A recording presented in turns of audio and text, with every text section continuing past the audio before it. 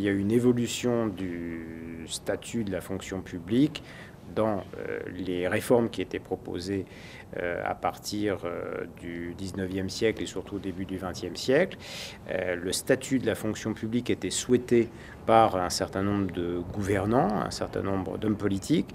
Il était très généralement, pour ne pas dire quasiment toujours, rejeté par les syndicats, et notamment à partir de sa création par la CGT, dans la mesure où la CGT souhaitait que le contrat de travail de droit commun s'applique à tous les fonctionnaires. Fonctionnaires et salariés. Pour ce qui concerne le droit de grève, qu'il faut savoir, c'est qu'on a eu cette célèbre loi au début de la Troisième République, en 1884, qui a permis au droit de grève d'exister pour les salariés du secteur privé, mais pas pour les salariés du secteur public. Donc le droit de grève était interdit et les projets de statut qui ont été émis au début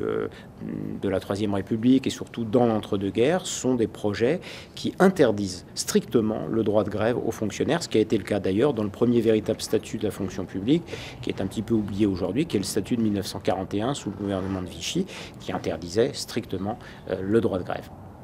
Et est-ce qu'il ne faudrait pas revenir un peu, enfin, ou préciser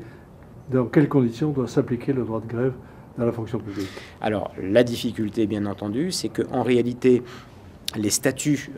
différents de la fonction publique ne se sont jamais prononcés sur le droit de grève. Le préambule de la Constitution de 1946, qui est donc entré en vigueur un petit peu après le statut de 1946, le statut des fonctionnaires, a indiqué que le droit de grève s'exerçait dans le cadre des lois qui le réglementent, selon les termes précis de la Constitution, et il se trouve qu'aucune loi n'a jamais véritablement réglementé ce droit de grève. Donc on a eu effectivement ces dernières années,